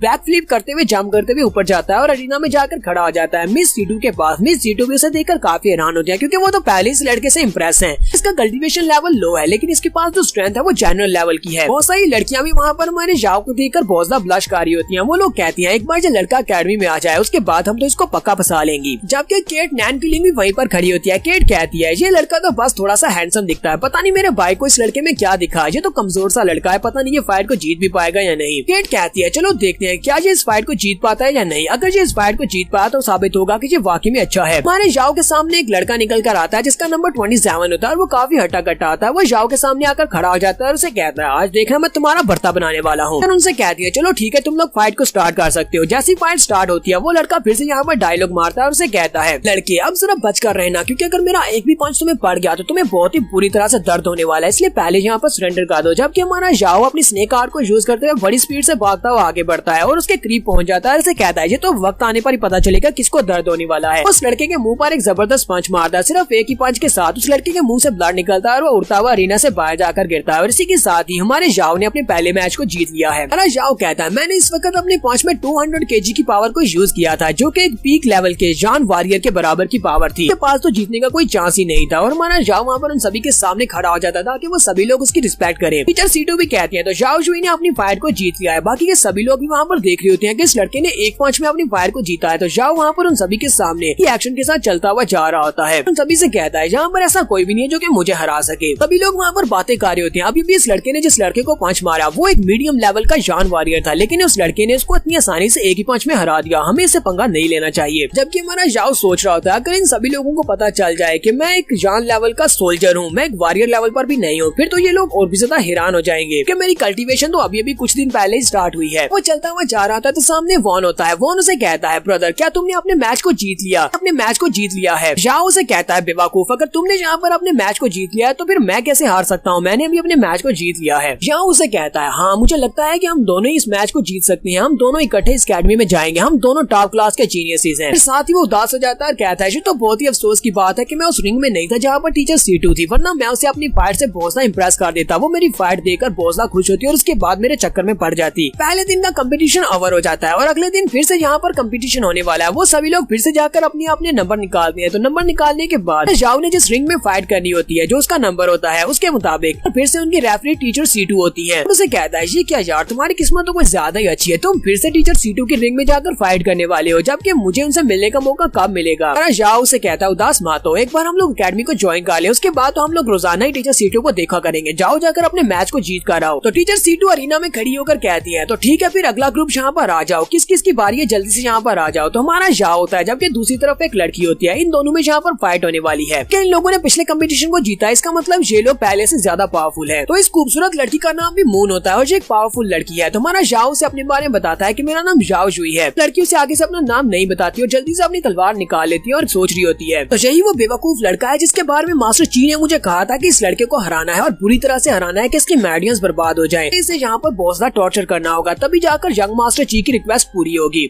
मास्टर ची भी दूर खड़ा ये सब कुछ देख रहा होता है और सोच रहा होता है मुझे नहीं लगा था कि इस बेवकूफ लड़की की फाइट यहाँ पर मून के साथ हो जाएगी, ये तो और भी ज्यादा अच्छा है। मून एक बहुत ही पावरफुल लड़की है और ये आसानी के साथ इस लड़के को हरा सकती है। तो मिस सीटू जैसी वहाँ पर उन लोगों से कहती है चलो ठीक है फाइट को स्टार्ट करो। फाइट स्टार्ट होता ही मून बड़ी स्पीड के साथ हमारे जाओ के ऊपर अटैक करने के लिए आगे बढ़ आती है, जबकि हमारा जाओ उसकी तलवार के अटैक को अवॉइड करता है और कहता है ये लड़की तो बहुत ज्यादा फास्ट है। मून उसके ऊपर पहला अटैक करने के बाद फिर से जंप करते हुए उसे किक मारने के लिए आगे बढ़ती है। तो मून यहाँ पर हमारे जाओ को हराने के मिशन के साथ आई है, इसी वजह से उसे यहाँ पर जाओ को हराना ही पड़ेगा और बुरी तरह से उसे पीटना भी पड़ेगा। वो हमारे जाओ के ऊपर अटैक करती है, पहले उसके ऊपर अटैक करती है, फिर साथ ही वो जंप करते हुए फिर से उसे किक मारने के लिए आगे बढ़ती है। जाओ भी ये सब कुछ देखने के बाद काफी काफी ज्यादा एक्साइटेड हो जाता है। जाओ कहता है इस लड़की के पास तो काफी सारे स्किल्स हैं, पर खड़े खड़े अपनी स्नेक आर्ट को यूज करते हुए उसके अटैक वहाँ पर ब्लॉक करता है। इससे मून जल्दी से जंप करते हुए पीछे की तरफ हट जाती है। वो जंप करते हुए पीछे हटती है और अपनी पावर्स को रिलीज करते हुए उसे कहती है तुम्हारे पास भी स्किल्स है। जबकि हमारा जाओ फिर से जंप करते हुए आगे बढ़ता है और अपने वुल्फ पंच को यूज करते हुए उसे पंच मारने लगता है। उसके मुंह के ऊपर पंच मारने लगता है, जिसकी वजह से मून जल्दी से नीचे की तरफ झुकते हुए अपने पाँव को घुमाती है और उसके चूजे के ऊपर किक मारने लगती है। उसका चूजा बेचारा बहुत ज्यादा घबरा जाता है। तो हमारा जाओ जल्दी से जंप करते हुए साइड पर हटता है और अपने चूजे को बचा लेता है, जबकि उसका चूजा भी वहाँ पर एक लंबी सांस लेता है। जाओ चिल्लाकर उसे कहता है ये क्या बकवास थी, तुमने यहाँ पर ये क्या हरकत की, क्या तुम मेरे चूजे को यहाँ पर डिस्ट्रॉय करना चाहती हो। जबकि मून उसके सामने मासूम बनने का नाटक कारी होती है। उसके बाद वो फिर से अपनी तलवार उठाती है और उसे कहती है चलो अब बस बहुत हो गया, अब मैं तुम्हें यहाँ पर मारने वाली हूँ। और साथ ही वो अपनी तलवार को लेकर सामने की तरफ आगे बढ़ती है और अपने एक स्पेशल मूव जिसका नाम स्ट्रॉन्ग विंड स्वर्ड शैडो होता है उसको यूज करती है। जाओ भी वहाँ पर खड़े खड़े अपनी पावर्स को रिलीज करता है और उसे कहता है लड़की तुमने यहाँ पर मुझे ये सब कुछ करने में मजबूर किया, अब देखो मैं तुम्हारे साथ क्या करता हूँ। हमारा जाओ बड़ी स्पीड से आगे बढ़ता है। वो स्नेक आर्ट को यूज करते हुए उसके हाथ को पकड़ लेता है। वो उसके हाथ को सीज कर लेता है और उसके साथ ही वो उसको एक ही हाथ के साथ पकड़कर ऊपर की तरफ झटका देता है, जिससे वो जंप करते हुए पीछे की तरफ हट जाती है। फिर ऐसा समझ ले कि हमारा जाओ से उठाकर एक ही हाथ के साथ पीछे की तरफ पटक देता है। वो पीछे की तरफ जंप करते बैक फ्लिप करते हुए अपने आप को संभालती है और वहीं पर रुक जाती है। फिर साथ ही वो फिर से अपनी तलवार को लेकर बड़ी स्पीड से आगे बढ़ती है। जाओ के ऊपर फिर से अटैक करती है, जबकि हमारा जाओ फिर से उसके अटैक को वहाँ पर ब्लॉक कर लेता है। देखने वाले बहुत ज्यादा एक्साइटेड हो रही होती है और वो कहते हैं आज की फाइट देखने में तो बहुत ज्यादा मजा आ गया, ये लड़की बहुत ज्यादा स्पेशल है और ऊपर से वो लड़का हर अटैक को ब्लॉक किए जा रहा है। मून की स्किल्स काफी ज्यादा अच्छी है, लगता है की वो टॉप लेवल की जान वॉरियर है। सभी लोग यहाँ पर मून को ज्यादा प्रेज कर रहे होते हैं। वो लोग कहते हैं लगता है कि मून टॉप 100 में जरूर अपनी जगह बना लेगी, ये इस लड़के को हरा देगी। लेकिन ये जाओ जुई भी काफी ज्यादा स्ट्रॉन्ग है, इसकी फिजिकल स्ट्रेंथ काफी ज्यादा है। लगता है कि ये इस लड़की के ऊपर जानबूझकर अपनी स्ट्रेंथ को यूज नहीं कर रहा है, इसी वजह से ये इस लड़की को ताकि नुकसान न पहुंचा दे, वरना इसकी स्ट्रेंथ तो काफी ज्यादा। हम लोग इसके पहले मैचेस को देख चुके हैं। हमारा जाओ अभी भी वहाँ पर उसके साथ फाइट कर रहा था और उसके अटैक्स को ब्लॉक कर रहा था। हमारा जाओ कहता है तो लगता है कि अब यहाँ पर इस फाइट को क्विकली खत्म करने का वक्त आ चुका है। साथ ही वो यहाँ पर अपने डीमन स्किल को यूज करता है और इस बार वो टाइगर बॉक्सिंग को यूज कर रहा है। वो अब टाइगर की एनर्जी को रिलीज करते हुए वहाँ पर उसके सामने की तरफ अटैक करता है और जबकि अपनी तलवार के साथ उसके ऊपर अटैक करने के लिए आगे बढ़ती है तो हमारा जाओ अपने हाथ के साथ ही उसकी तलवार को पकड़ लेता है। फिर साथ ही वो आगे की तरफ बढ़ता है और अपने दूसरे हाथ के पंच को बनाते हुए उसकी चेस्ट के ऊपर एक जबरदस्त पंच मारता है। इससे मून भी उड़ती हुई पीछे वाले पिलर के साथ जाकर टकराती है और पिलर के साथ टकराने के बाद वो ऊपर से नीचे की तरफ गिरती है। तो मिस सीटू भी वहीं पर खड़ी ये सब कुछ देख रही होती है, काफी हैरान हो रही होती है। मून वहाँ पर गिरने के बाद जख्मी होती है, लेकिन फिर से उठकर खड़ी हो जाती है, अपनी तलवार को ऊपर की तरफ उठाती है और अपनी स्पेशल स्किल जिसका नाम फ्लाइंग मून होता है उसको यूज करती है। अपने स्पेशल स्किल को यूज करते हुए अपनी एनर्जी के साथ अपनी तलवार को इम्ब्यूट करती है और अपनी तलवार को सामने की तरफ करते हुए सामने की तरफ सीधा स्टैब करती है। वो जाओ को स्टैब करने के लिए आगे की तरफ बढ़ रही होती है कि तलवार जाओ के माथे के करीब पहुंचती है। उसी वक्त हमारा जाओ अपने स्नेक स्किल को यूज करते हुए बड़ी स्पीड से साइड के ऊपर हट जाता है और वहाँ से हटने के बाद साइड के ऊपर चला जाता है, जबकि मून वहीं से पीछे की तरफ घूमती है और अपनी तलवार को घुमाते हुए फिर से उसके ऊपर अटैक करती है। जाओ फिर से वहाँ पर स्नेक स्किल को यूज करते हुए उसके अटैक को अवॉइड कर लेता है, फिर जल्दी से जंप करते हुए पीछे की तरफ हटता है, जबकि मून अभी भी अपनी तलवार के साथ लगातार उसके ऊपर अटैक किए जा रही होती है। जाओ जंप करते हुए काफी दूर चला जाता है। वो रिंग के एंड के पास पहुंच जाता है जहाँ पर उसका दोस्त चिल्लाकर उसे कहता है अब चलो भी ब्रो, तुम यहाँ पर इस लड़की से तो नहीं हार सकते, तुम्हें एक लड़की से बिल्कुल भी नहीं हारना चाहिए, चलो जल्दी से इसको हरा दो। जाओ यहाँ पर एक और डीमन स्किल को यूज करता है जो कि बुल फुट के नाम से होता है, यानी कि वो एक बुल की तरह के अपने फुट को बहुत ज्यादा पावरफुल बना लेता है, ग्राउंड के अंदर उसे दंसाकर उसके अंदर पावर को जनरेट करता है और इसी के साथ ही वो अपने पाँव को आगे की तरफ करते हुए किक मारता है जो कि सीधी मून के हाथ के ऊपर लगती है और मून के हाथ से उसकी तलवार गिर जाती है। मून के हाथ से उसकी तलवार गिर जाती है। हमारा जाओ स्नेक स्किल को यूज करते हुए बड़ी स्पीड से उसके पीछे वाली साइड पर चला जाता है और पीछे वाली साइड पर जाने के बाद बड़ी क्रिंजी सी स्माइल देते हुए बड़ी स्पीड से आगे की तरफ बढ़ता है और पीछे की वाली साइड से आकर वो मून को आकर जकड़ लेता है। उसने अपने दोनों हाथों को उसकी चेस्ट के नीचे रखा होता है और वहाँ पर उसको दबा रहा होता है, जिसकी वजह से मून वहाँ पर बहुत ज्यादा शर्माना शुरू कर देती है, जबकि बाकी के सभी लोग वहाँ पर बहुत ज्यादा गुस्सा हो रहे होते हैं और कहते हैं कमीने कहीं के ये तुम क्या खा रहे हो, ये एक मैच है, तुम यहाँ पर इतनी शर्मनाक हरकत कैसे कर सकते हो। बहुत सारे लोग वहाँ पर उसे घटिया कह रहे होते हैं, बहुत सारे उसे बेशर्म कह रहे होते हैं और बहुत सारे उसे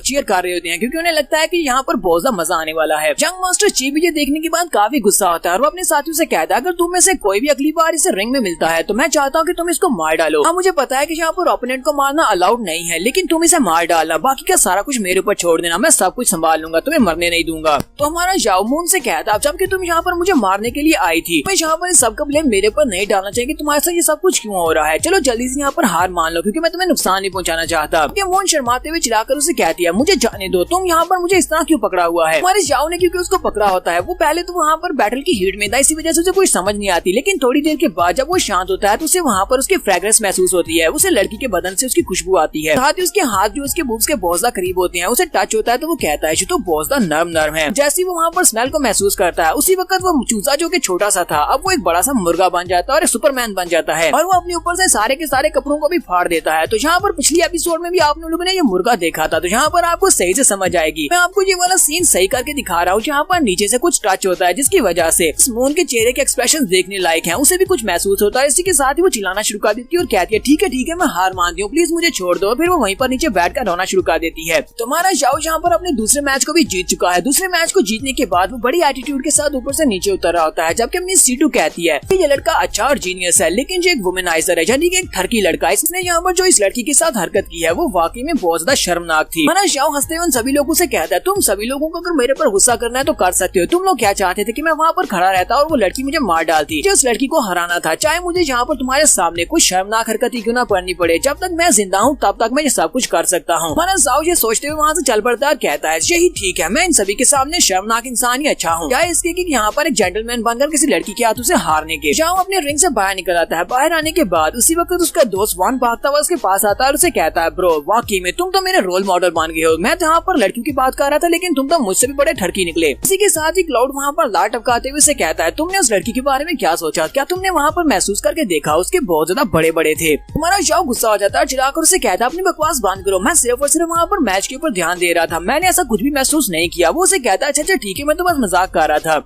तो फिर साथ ही क्लाउड वहीं पर उदास हो जाता है और उसे कहता है हालांकि मैं यहाँ पर अपने आप को दुनिया का बड़ा ठरकी समझता हूँ, लेकिन देखो तो सही तुम मुझसे भी बड़े ठरकी निकले, मैंने तो आज तक किसी लड़की को टच करके भी नहीं देखा और तुमने तो सीधा जाकर उसके बूब्स को ही पकड़ लिया। फिर साथ ही उसे कहता है ब्रो तुम तो मेरे भाई हो ना, क्यों ना तुम मुझे यहाँ पर ये वाली टेक्निक सिखाओ कि कैसे किसी लड़की के बूब्स को पीछे से पकड़ते हैं। फिर साथ ही उसे कहता है नहीं मेरा मतलब ये नहीं था, मेरा मतलब ये था कि तुम मुझे ये वाला स्किल सिखाओ कि कैसे हम लोग किसी लड़की को मैच में हरा सकते हैं। ऐसा ना हो कि नेक्स्ट टाइम मेरा सामना भी किसी लड़की के साथ हो जाए और मैं बुरी तरह से उससे मार खा लूं। माना जाओ उसके सर में एक जबरदस्त पंच मारता और कहता अपनी बकवास बंद करो, तुम यहाँ पर मुझे समझ के आ रहे हो। सर पर मार खाने के बाद अभी भी उसकी घंटी वहीं पर अटकी होती है। वो बार बार उसे कह रहा था कि मुझे ये वाला स्किल सिखा दो। जाओ उसे कहता है अच्छा ठीक है मैं तुम्हें ये वाला स्किल सिखा दूंगा, लेकिन तुम्हें पूरे 3 दिन तक अपना मुंह बंद रखना होगा, तुम्हें मुझसे कोई भी बात नहीं करनी, फिर मैं तुम्हें ये वाला स्किल सिखाऊंगा। कुछ लाकर कहता है नहीं ब्रो ऐसा तो बिल्कुल भी नहीं हो सकता, तुम्हें पता है ना कि मैं 1 सेकंड के लिए भी मुंह बंद नहीं रख सकता, तो फिर मैं 3 दिन तक मुंह कैसे बंद रखूंगा। उसके बाद फिर से इनके कंपटीशन स्टार्ट होती है। अभी यहाँ पर काफी सारी फाइट्स होना बाकी है। तुम्हारे जाओ की एक और लड़की के साथ फाइट होती है, वो काफी ज्यादा टफ होता है। उस लड़के के साथ फाइट के दौरान दोनों के मुंह पर एक पंच पड़ता है और उसके बाद वो लड़का नीचे गिर जाता है और हार जाता है। हमारा जाओ यहाँ पर इस मैच को भी जीत लेता है। हमारे जाओ ने यहाँ पर लगातार अपने 3 मैचेस को जीत लिया और उसके बाद उसका चौथा मैच जो होता है वो प्रिंस के साथ होता है। फाइनली यहाँ पर प्रिंस को भी मौका मिल गया है अपने उस स्पीच का बदला लेने का। तो प्रिंस हमारे जाओ के सामने खड़ा होता है, जबकि बाकी सभी लोग भी कैरी होते हैं। जाओ ने यहाँ पर अपने पिछले 3 मैचेस को जीत गया है, जबकि इस प्रिंस ने भी अपने 3 मैचेस को जीता है। तो अब यहाँ पर इनका फाइनल मैच होने वाला है। इन दोनों में से एक ही यहाँ पर सिलेक्ट हो पाएगा। ये दोनों ही काफी ज्यादा स्ट्रॉन्ग है। इन दोनों ने अपने ओपोनेंट्स को स्टार्ट होने के कुछ ही सेकंड्स के बाद हरा दिया था। जाओ और प्रिंस दोनों एक दूसरे की तरफ घूर कर देखते हैं। इसके हाथ में उसका फैन होता है, वो उस फैन को फेंक देता है और हंसते हुए से कहता है लड़के मैंने ये बिल्कुल भी एक्सपेक्ट नहीं किया था कि फाइनली तुम मेरे हाथे आ जाओगे, फाइनली तुम मेरे हाथे लागी गए। मैं तो यही सोच रहा था कि मेरा मुकाबला तुम्हारे साथ हो, मैं तुम्हें यहाँ पर मार डालूंगा या फिर तुम्हें एक अच्छा सबक सिखाऊंगा। जाओ भी हंसते हुए से कहता है ऐसा तो मैंने भी नहीं सोचा था कि मेरा मुकाबला यहाँ पर तुम्हारे साथ होने वाला है। जाओ कहता है तो लगता है कि तुम्हारी किस्मत में लिखा हुआ ही नहीं था कि तुम इस बार अकेडमी को ज्वाइन कर सको, इसी वजह से अब तुम मुझसे हार कर बाहर जाने वाले हो। इस बात से गुस्सा हो जाता है और उसे कहता है चलो देखते हैं कि यहाँ पर कौन बाहर जाने वाला है। तुम्हें लगता है कि तुम बहुत महान हो। और साथ ही वो अपनी पावर्स को रिलीज करते हुए हमारे जाओ के ऊपर अटैक करता है कि हमारा जाओ ग्राउंड के अपने पाँव को दर्शाकर बुल किक को यूज करते हुए उसे एक जबरदस्त किक मारता है। वो भी उसके किक को ब्लॉक करता है और वहाँ पर जबरदस्त एनर्जी निकलती है। देखने वाले कहते हैं इस बार का मैच तो बहुत ज्यादा कट ऑफ होने वाला है। दोनों ही ओपोनेंट्स बहुत ज्यादा बहादुर और बहुत ज्यादा पावरफुल है। हमारे जाओ के बुल किक की वजह से प्रिंस भी पीछे की तरफ हट जाता है। उसे भी महसूस होता है कि इस लड़की की पावर काफी ज्यादा है। मुझे लगा था कि ये दिखने में वीक है तो ये वीक होगा। जाओ फिर से जंप करते हुए अपने वुल्फ पंच को यूज करते हुए प्रिंस के चेहरे के ऊपर पंच मारने लगा है, जबकि वहाँ पर जो रेफरी मेंटोर खड़ा होता है वो भी वहाँ पर सब कुछ देख रहा होता है। वो कहता है लड़का हालांकि इसके कल्टीवेशन लेवल सिर्फ एक वॉरियर लेवल की है, लेकिन इस लड़के ने यहाँ पर जिस पावर को एक्सर्ट किया है वो एक लो लेवल के जनरल के बराबर है। यही बात मिस सीटू ने भी कही थी। जाओ अपने पंच को रेडी करते हुए प्रिंस को पंच मारता है। प्रिंस अपने हाथों को सामने करते हुए उसके पंच को ब्लॉक करता है। जाओ उसके ऊपर लगातार बहुत सारे पंचेस मार रहा होता है। वो उसके सारे पंचेस को ब्लॉक करते हुए पीछे तक लुढ़कता हुआ जाता है और एंड के ऊपर जाकर खड़ा हो जाता है। जाओ उसे कहता है तुमने तो कहा था कि तुम यहाँ पर मुझे एक सबक सिखाने वाले हो, लेकिन लगता नहीं है कि अब तुम मुझे कोई सबक सिखा पाओगे। इस बात से प्रिंस और भी गुस्सा हो जाता है और उसे कहता है क्या तुम्हें पता है कि मैं कौन हूँ? मैं पूरे के पूरे चिंग हान डायनेस्टी का प्रिंस हूँ और मैं प्रिंस होने के नाते तुम्हारे जैसे कमजोर इंसान से तो बिल्कुल भी नहीं हार सकता। और इसी के साथ ही वो यहाँ पर अपने स्पेशल स्किल को यूज करते हुए अपनी पाम को सामने की तरफ करता है और उसके ऊपर अटैक करने के लिए फिर से आगे बढ़ जाता है। जाओ भी सामने की तरफ से उसे पंचेस मारना स्टार्ट करता है, तो फिर से हमारा जाओ उसके ऊपर भारी पड़ता है, क्योंकि हमारे जाओ के पास डीमंस की पावर है जो कि उसकी पावर से ज्यादा है। बार बार उसे पंचेस मारता है और उसे पीछे की तरफ फिर से हटा देता है। इस यहाँ पर सोच रहा होता है कि ऐसा कैसे हो सकता है, क्या चीज है जो इस लड़के को इतनी ज्यादा पावर दे रही है, इसकी पावर मुझसे ज्यादा कैसे हो सकती है। मुझे तो इसकी कल्टीवेशन की समझ नहीं आ रही, क्या ये एक पीक एक्सपर्ट है, ये पीक वारियर स्टेज के ऊपर है या फिर ये लो लेवल के जनरल लेवल पर है, तो अपनी पावर्स के साथ इसको सप्रेस भी नहीं कर पा रहा। आखिर इस लड़के का मसला क्या है? तो हमारा जाओ अभी भी से पंचेस मार रहा था। देखने वाले काफी ज्यादा हैरान होते हैं और कहते हैं वाला कंपटीशन देखने में बहुत ज्यादा मजा आ रहा है, ये दोनों ही टॉप लेवल के वॉरियर्स हैं, यहाँ पर आपस में फाइट कर रहे हैं कि अब यहाँ पर इन दोनों में से कौन हारेगा। तो यहीं पर पंचिंग के दौरान एक पंच प्रिंस के चेहरे के ऊपर लगता है, जिसकी वजह से उसके चेहरे के ऊपर कट लग जाता है और उसका ब्लड बहना शुरू हो जाता है। वो जल्दी से जंप करते हुए पीछे की तरफ हटता है, पीछे हटने के बाद जल्दी से अपनी पावर्स को रिलीज करते हुए अपनी स्वर्ड को अपने पास बुलाता है। वो अपनी स्वर्ड को इशारा करता है तो उसकी स्वर्ड पीछे से उड़ती हुई उस सरीना की तरफ आगे बढ़ती है। वो वहाँ पर उसने पीछे रखी होती है, जो कि उस सारे लोगों को जो वहाँ पर तमाशा देखने के लिए खड़े होते हैं उन सभी के ऊपर से उड़ती हुई सीधी बड़ी स्पीड के साथ आगे बढ़ती है। जाओ जो कि उसकी तरफ पीठ करके खड़ा होता है, वो तलवार उसकी पीठ में लगने लगती है, तो जाओ पहले उसे आता हुआ देख लेता है और फिर बड़ी मुश्किल के साथ उसको वहाँ पर अवॉइड कर लेता है। वो उसको अवॉइड करता है, जबकि प्रिंस उस तलवार को अपने हाथ में कैच कर लेता है और इस तलवार को लेकर हमारे जाओ के ऊपर अटैक करने के लिए आगे बढ़ता है। वो तलवार लेकर उसके करीब पहुंचता है, उसी वक्त उसे अपने बंदर की आवाज आती है। तुम्हारे जाओ का बंदर पीछे जनता में खड़ा होता है, एक बार उसके पास वो टूटा हुआ गॉडली वेपन होता है। वो उस वेपन को उठाकर उसकी तरफ फेंक देता है। उस वेपन को जाओ के हाथ में फेंकता है, तुम्हारा जाओ भी उस अपनी तलवार को कैच कर लेता है और कहता है लिटिल ब्रदर तुमने वाकई में काम कर दिया, तुमने तो यहाँ पर टाइम के ऊपर मेरी मदद की है। वो सामने की तरफ से प्रिंस अपनी तलवार के साथ उसके ऊपर अटैक करता है। तुम्हारा जाओ अपने टूटे हुए गॉडली वेपन को यूज करते हुए उसके ऊपर स्ट्राइक लगाता है और उसकी तलवार दो टुकड़ों में कट जाती है। देखकर प्रिंस और बाकी के सभी लोग भी बहुत ज्यादा हैरान हो जाते हैं। प्रिंस कहता है ऐसा कैसे हो सकता है, ये तो एक मीडियम लेवल का वेपन था, लेकिन इसने इतनी आसानी के साथ इस वेपन को कैसे तोड़ दिया। जाओ उनसे कहता है थोड़ी देर पहले तो तुम यहाँ पर कुछ ज्यादा ही एरोगेंट बन रहे थे, अब मेरी बारी है, देखते हैं कि अब तुम कैसे यहाँ पर एरोगेंस दिखाते हो। और हमारा जाओ अपनी तलवार को घुमाते हुए उसके ऊपर बार बार अटैक्स करता है। अटैक्स को अवॉइड तो कर रहा होता है, लेकिन उसकी बॉडी के ऊपर जगह जगह पर कट्स लगती है, वो काफी ज्यादा जख्मी हो जाता है। जाओ उसे कहता है मैंने तो कहा था कि तुम एक बहुत ही गुड फाइटर हो, तुम यहाँ पर मुझे क्रिपल करने वाले हो, अब क्या हुआ, क्या तुम इसे फाइट नहीं करोगे? लगता है कि तुम्हें फाइट करना भूल गया है। इस यहाँ पर सोच रहा होता है अगर मैं यहाँ पर इससे फाइट करता रहा तो मैं बहुत ही बुरी तरह से हारूंगा, इससे अच्छा है मैं यहाँ पर खुद ही हार मान लूं, मुझे जल्दी से यहाँ से निकलना होगा। और वो जल्दी से जंप करते हुए अरीना से बाहर निकल जाता है और कहता है ठीक है मैं गिव अप करता हूँ। जैसे वो खड़े होकर वहाँ पर गिव अप का कहता है, उसी वक्त हमारे जाओ का पाँव उसके मुंह के करीब पहुंचता है और उसे एक जबरदस्त किक पड़ती है, जिससे वो उड़ता हुआ जनता में जाकर गिरता है। उस बेचारे की हालत काफी खराब हो जाती है। हमारा जाओ रेफरी से कहता है प्लीज मुझे माफ करना, मैं यहाँ पर फाइट में इतना ज्यादा मगन हो गया था, मुझे याद ही नहीं रहा कि अरीना से बाहर निकल गया, इसी वजह से मैंने किक मार दी, फुट मेरे कंट्रोल में नहीं रहा।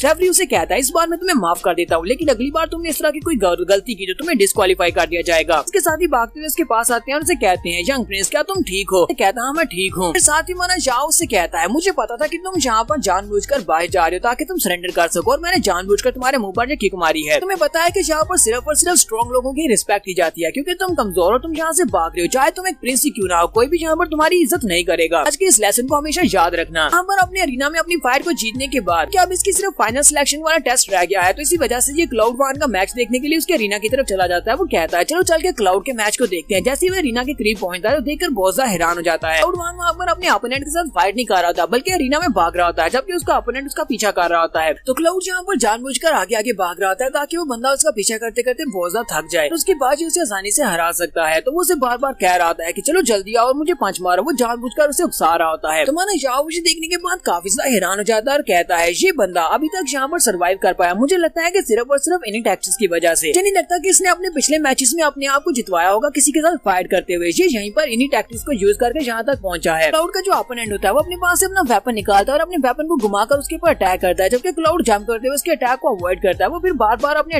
वेपन के साथ उसके ऊपर अटैक करता है, लेकिन क्लाउड बार बार उसके अटैक को अवॉइड कर लेता है। साथ ही क्लाउड हंसते हुए से कहता है बड़े दोस्त तुम यहाँ पर इस तरह गुस्सा क्यों हो रहे हो, तो पहले शांत हो जाओ, उसके बाद हम लोग आराम से फाइट करते हैं। जबकि उसका ओपोनेंट से कहता है अगर तुम अपने आप यहाँ पर रिंग से बाहर नहीं जाते तो फिर मैं तुम्हें मार डालूंगा, क्योंकि मैं बहुत ज्यादा गुस्से में हूँ। देखने वाले सभी लोग वहाँ पर बोर हो रहे होते हैं और सभी लोग कहते हैं हम लोग कब से इसकी फाइट को देख रहे हैं, ये सिर्फ और सिर्फ यहाँ पर भागे जा रहा है, एक बहुत ही बेशरम इंसान है, क्या इसे सिर्फ यहाँ पर भागना आता है। वैसे कहता है अगर मैं वहाँ पर रिंग के अंदर चला गया और मेरा मुकाबला इस लड़के के साथ होता है तो फिर तो मैं इसे बहुत ही बुरी तरह से पीटने वाला हूँ, क्योंकि ये यहाँ पर सिर्फ और सिर्फ भाग ही रहा है, कुछ भी नहीं कर रहा। यहीं पर क्लाउड का ओपोनेंट जब अपने वेपन के साथ उसके ऊपर अटैक करने लगता है तो उसी वक्त क्लाउड वहीं पर नीचे की तरफ एक स्लिप लगाता है और स्लिप लगाते हुए उस बेचारे के अंडू को क्रैक्स कर देता है, जिसकी वजह से वो वहीं पर नीचे गिर जाता है। क्लाउड कहता है अभी तुम्हारे पास मौका है, तुम यहाँ पर अपने आप यहाँ पर सरेंडर कर दो। अगर तुम सरेंडर कर देते हो तो फिर मैं यहाँ पर अपने यूनिक स्किल्स को यूज नहीं करूंगा, वरना मुझे अपने यूनिक स्किल्स को यूज करना पड़ेगा। और साथ ही वो उसे किक मारते हुए रीना से बाहर फेंक देता है। इस तरह वो अपने मैच को जीत जाता है। तो अपने मैच को जीतने के बाद वो जब जनता की तरफ देखता है तो वहाँ पर उसे हमारा जाओ दिखाई देता है। वो तो उसे अपना भाई कहता है, इसी वजह से वो दूर से चिल्लाकर उसे कहता है ब्रो क्या लगता है तुम्हें, क्या मैं यहाँ पर बहुत ज्यादा कूल था। क्योंकि सभी लोग भी पीछे की तरफ देखते हैं कि यहाँ पर किसको अपना ब्रो कह रहा है। तो हमारा जाओ जल्दी से पीछे की तरफ घूम जाता है, अपना मुंह छुपाते हुए कहता है नहीं मैं तो इस बंदे को जानता भी नहीं हूँ, ये तो ऐसे मेरे से बात कर रहा है। तो क्लाउड वन जल्दी से अरीना से नीचे उतरता है और भागता हुआ उसके पास आ जाता है और उसे कहता है ब्रो यहाँ तुम कर क्या रहे हो, तुम तो मेरा मैच देखने के लिए आए हो, फिर तुम अपना मुंह क्यों छुपा रहे हो। ये मत कहना कि तुम्हें यहाँ पर मुझे देखने में शर्म आ रही है, मैं तुम्हारा छोटा भाई हूँ। बाकी के सभी लोग फिर से हमारे जाओ की तरफ घूर घूर कर देख रहे होते हैं, जबकि हमारा जाओ बेचारा काफी ज्यादा शर्मिंदा हो जाता है कि ये इसे उन सभी के सामने अपना ब्रो कह रहा है। कंपटीशन के एंड होने के बाद इनके साथ वाइस प्रेसिडेंट और बाकी के जितने भी ट्यूटर्स होते हैं वो सभी लोग इनके सामने अपीयर होते हैं। उन लोगों से कहते हैं लोगों ने यहाँ पर अपने तीनों राउंड को पास कर लिया है, तुम सभी लोग फाइनलिस्ट बचे हो जिन लोगों ने सारे टेस्ट को पास किया है। तो पीछे तुम लोगों ने 3 टेस्ट को पास किया, अब यहाँ पर तुम्हारा फाइनल टेस्ट होगा। ऐसे जो बच्चे यहाँ पर उस फाइनल टेस्ट को पास कर लेंगे सिर्फ वही नहीं बच्चों को एकेडमी को ज्वाइन करने का मौका मिलेगा, जबकि बाकी के सभी लोगों को एलिमिनेट कर दिया जाएगा। सभी लोग बहुत ज्यादा एक्साइटेड हो जाते हैं और कहते हैं कि अब हमारा फाइनल टेस्ट कौन सा होने वाला है। तो वाइस प्रेसिडेंट उन्हें अपने साथ लेकर एक पहाड़ी की तरफ जाते हैं जहाँ पर सामने की तरफ सीधी पहाड़ सीढ़ियाँ होती हैं। हम सभी लोगों से कहते हैं तो तुम लोगों को इन सीढ़ियों को चढ़कर ऊपर तक जाना होगा। यहाँ पर हम लोगों ने इन सीढ़ियों के ऊपर एक फॉर्मेशन को बिछाया हुआ है। वो सभी लोग यहाँ पर हमें बताते हैं कि फॉर्मेशन कितनी ज्यादा कूल होती है और किस डिफरेंट तरह की होती है। उनमें से एक कहता है मुझे फॉर्मेशन के बारे में पता है, डिफरेंट फॉर्मेशन के डिफरेंट फंक्शन होते हैं। हम लोग यहाँ पर फॉर्मेशन को बिछाते हैं तो उनके बहुत सारे फंक्शन हो सकते हैं, कई बार कोई ट्रैप्स हो सकती है या फिर कोई अलग सी फॉर्मेशन हो सकती है, जैसे की इल्यूजन वाली फॉर्मेशन हो सकती है। पता नहीं यहाँ पर इन सीढ़ियों के ऊपर कौन सी फॉर्मेशन होगी, लेकिन लगता है कि हम लोग इस टेस्ट को आसानी से पास कर लेंगे। वाइस प्रेसिडेंट उन सभी लोगों से कहते हैं तो तुम में से जो भी पूरे 1 घंटे के अंदर अंदर वहाँ पर उस सीढ़ियों को पार करते हुए ऊपर चला जाएगा वही सिर्फ इस टेस्ट को पास कर पाएगा। 1 घंटे का टाइम खत्म होने के बाद जितने भी लोग सीढ़ियों के ऊपर होंगे वो सभी लोग डिस्क्वालीफाइड हो जाएंगे। हमारा टाइम अभी स्टार्ट होता है, वो सभी लोग सीढ़ियों के ऊपर चढ़ना स्टार्ट करते हैं। जैसे वो लोग सीढ़ियों के ऊपर पाँव रखते हैं वहाँ पर जो फॉर्मेशन होती है वो ग्रेविटी फॉर्मेशन होती है और उनके ऊपर बहुत ज्यादा प्रेशर पड़ता है और कुछ लोग तो वहीं पर गिर जाते हैं और उनसे आगे बढ़ा भी नहीं जाता। लेकिन हमारे जाओ को ज्यादा मुश्किल नहीं हो रही होती। हमारा जाओ बड़े आराम के साथ ऊपर की तरफ चलता हुआ जा रहा होता है, लेकिन जब वो आधे रास्ते पहुंचता है तो उसे भी काफी ज्यादा थकावट महसूस होती है। क्लाउड बेचारे को भी काफी ज्यादा मुश्किल हो रही होती है। वो चिल्लाकर कहता है मेरी तो हड्डियां भी बॉडी के अंदर से बाहर निकलने को आ रही हैं। जाओ उससे कहता है बकवास बंद करो और जल्दी से टॉप के ऊपर पहुंचो। तो ये सभी लोग जो नीचे होते हैं ये सभी लोग लुढ़क लुढ़क कर ऊपर की तरफ जा रहे होते हैं क्योंकि सीढ़ियों के ऊपर चढ़ना बहुत सा मुश्किल होता है। हमारा जाओ कहता है यहाँ पर प्रेशर तो बहुत ज्यादा है। यहाँ पर जो प्रेशर पड़ रहा है वो तकरीबन 250 किलोग्राम का है। ऑर्डिनरी मिडिल लेवल का वॉरियर तो यहाँ पर इतनी आसानी के साथ चढ़ नहीं पाएगा, लेकिन मेरी स्ट्रेंथ इससे ज्यादा है, मैं जो कर सकता हूँ। कहता है मुझे लगता है कि ये वाला जो फाइनल राउंड है ये न सिर्फ हमारी स्ट्रेंथ को चेक करने के लिए बल्कि हमारी विल पावर को भी चेक करने के लिए है। हमारे अंदर इतना ज्यादा हौसला होना चाहिए कि हम इन सारी सीढ़ी को चढ़कर ऊपर जा सके। कई बार हमारे जाओ को 3 लोग दिखाई देते हैं जो कि बड़ी स्पीड के साथ उसके पास से गुजर जाते हैं। जाओ जो देखकर बहुत सा हैरान होता है और कहता है ऐसा कैसे हो सकता है, ये तीनों ही लोग लगता है ये बहुत ज्यादा गिफ्टेड है, जीनियस लोग हैं, इसी वजह से बड़ी स्पीड से यहाँ पर जा रहे हैं, इनके ऊपर इस फॉर्मेशन का असर भी नहीं पड़ रहा। अपने ऊपर भरोसा होना चाहिए, मैं भी ये कर सकता हूँ, मैं कर लूंगा। अगर दूसरे मुझसे ज्यादा स्ट्रॉन्ग है तो फिर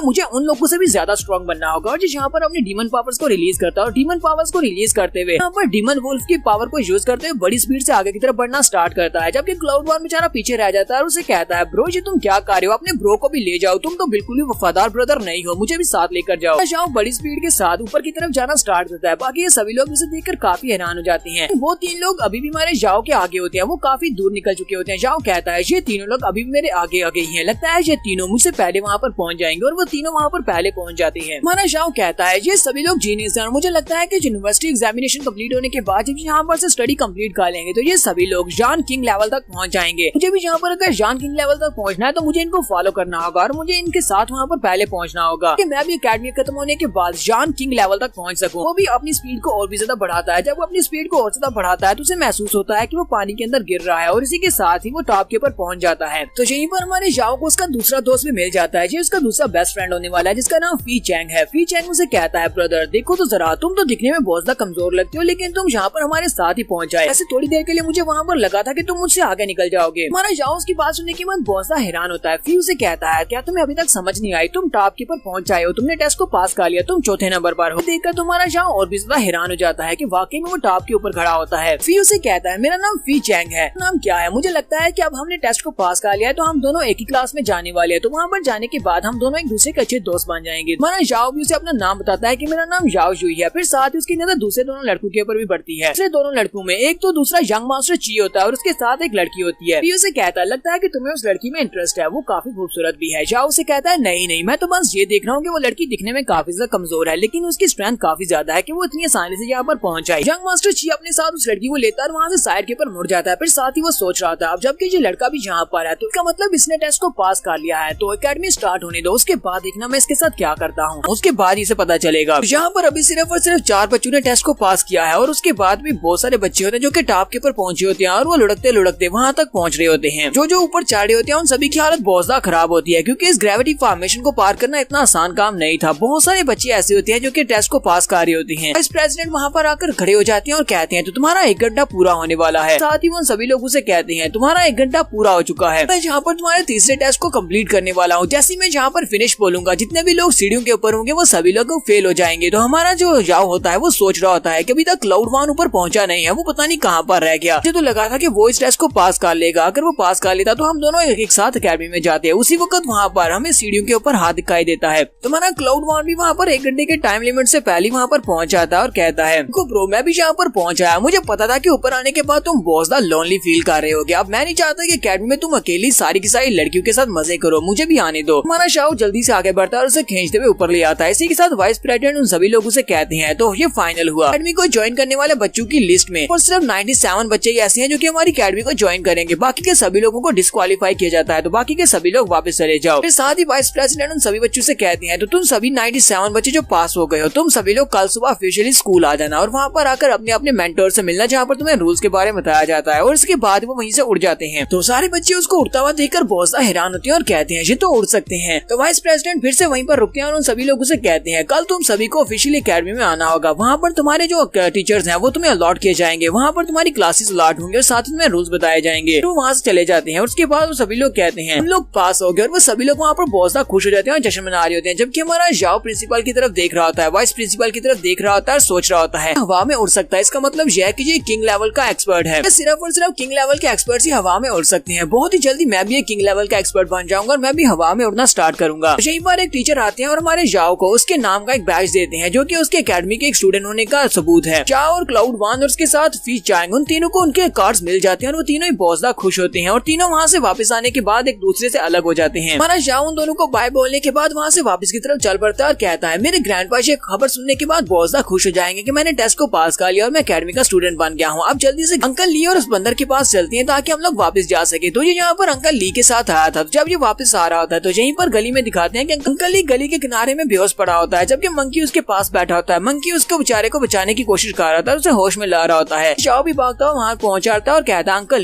ली को क्या हो गया, इसके साथ ये सब कुछ किसने किया है। मंकी उसे स्क्रीच करते हुए कुछ बताने की कोशिश करता है कि ये सब कुछ किसने किया होगा। अंकल ली को भी होश हो जाती है, वो उसे कहता है लोगों ने मेरे ऊपर अटैक किया था, उन्हें लगता है कि शायद तुम्हारे पास कुछ जड़ी बूटियां या स्पेशल पिल्स हैं, वो सभी लोग मेरा सारा सामान भी चोरी करके ले गए हैं, वो सारा तुम्हारा सामान भी चोरी करके ले गए हैं जो तुमने मेरे पास रखवाया था। साथ ही उन लोगों ने मुझे बहुत ही बुरी तरह से पीटा भी है। जाओ उसे कहता है मुझे लगता है कि ये सब कुछ उस प्रिंस ने किया होगा क्योंकि सिर्फ वही ऐसा कर सकता है, वो अपना बदला लेने के लिए सब कुछ कर रहा होगा। फिर वो अपने अंकल ली को उठा लेता है और उसे कहता है चलो आओ मैं तुम्हें यहाँ से वापस लेकर चलता हूँ, जिस साइड तुम्हारी गलती नहीं है, जो सारा सामान चोरी हो गया ये तो उस कमीने प्रिंस की वजह से हुआ है। वो सोच रहा होता है फिलहाल के लिए तो हमें इंपीरियल सिटी में वापस जाना होगा अपनी लॉन्ग फैमिली में, उसके बाद सोचेंगे कि उसका क्या करना है। अगर दोबारा वो कभी मुझे मिला तो उसके बाद मैं उससे बदला जरूर लूंगा। एक बार उसे अपना दोस्त क्लाउड 1 भी दिखाई देता है। क्लाउड 1 उसे कहता है दोस्त तुम्हें क्या हुआ, ये क्या हुआ, तुम अंकल को क्यों उठाकर लेकर जा रही हो, तुम्हें मेरी मदद की जरूरत है। जाओ उसे कहता है नहीं मुझे मदद की जरूरत नहीं है, यहाँ पर किसी बैंडेट ने आकर हमें लूट लिया, अंकल के पास से सारा सामान छीन लिया और साथ ही ने बहुत ही बुरी तरह से पीटा भी है। मुझे जल्दी से जल्दी जाकर कमांडर जाओ को इस बारे में बताना होगा ताकि वो जाकर नाकाबंदी करते और उन लोगों को पकड़ लिया, सारा सामान भी वापस ले आए। हमारा जाओ वापस आने के बाद कमांडर जाओ को बता देता है। तो कमांडर जाओ सब कुछ करने के बाद वापस उसके पास आते हैं और उसे कहते हैं माय लॉर्ड जैसा कि आपने कहा था हमने बिल्कुल वैसा ही किया है, अंकल ली का इलाज चल रहा है, इंपीरियल डॉक्टर ने कहा है कि वो बिल्कुल ठीक है लेकिन उन्हें कुछ दिनों की रेस्ट की जरूरत पड़ेगी, हो सकता है कि महीनों तक वो बिस्तर पर पड़े रहे, लेकिन उनके बॉडी के ऊपर कोई भी ऐसा जख्म नहीं है जिससे कि उनकी जान को खतरा हो। फिर साथ ही कमांडर जाओ से कहता है मुझे एक और मैसेज मिला है, हमारे कुछ सोल्जर्स ने उन लोगों को सिटी से बाहर जाते हुए पकड़ लिया है, उन सभी को जेल में बंद किया हुआ है, मुझे लगता है कि कल उन सभी को छोड़ दिया जाएगा। हमारा जाओ अपने कमांडर जाओ से कहता है कमांडर जाओ मैं चाहता हूँ कि तुम वहाँ पर जाओ, उन सभी के पास से मेरा सारा सामान वापस लेकर और साथ ही उन सभी को अच्छा सबक सिखाना ताकि वो दोबारा कभी भी ऐसी हरकत ना कर सके। कि उनमें से एक प्रिंस भी है, वो चिंगहान डायनेस्टी का प्रिंस है। साथ ही चिंगहान डायनेस्टी वालों को बताना कि उसके बदले में हमें पैसे चाहिए और पैसों के बदले में उसे छोड़ना है, ऐसे उसे मत छोड़ना। साथ ही हमारा जाओ सोच रहा होता है ये तो उस प्रिंस के लिए बहुत ज्यादा लकीनेस की बात है कि कल मुझे स्कूल जाना है, इसी वजह से मैं जहाँ पर पर्सनली वहाँ पर जाकर उसको सबक नहीं सिखा सकता। हंटर जाओ को ये सब कुछ हैंडल करना पड़ेगा। नेक्स्ट सीन हमें इनके गार्डन का दिखाया जाता है। ग्रैंडपा अपनी बेटी मून के साथ बैठे होते हैं। जाओ जैसी वहाँ पर आता है, मून उसे देखकर बहुत ज्यादा खुश हो जाती है और कहती है जुई तुम कहाँ पर थे, इतने दिनों से तुम दिखे नहीं। ग्रैंडपा उससे पूछते हैं मुझे ये बताओ कि तुम्हारा टेस्ट कैसा रहा। तुम्हारा जाओ उन लोगों को कहता है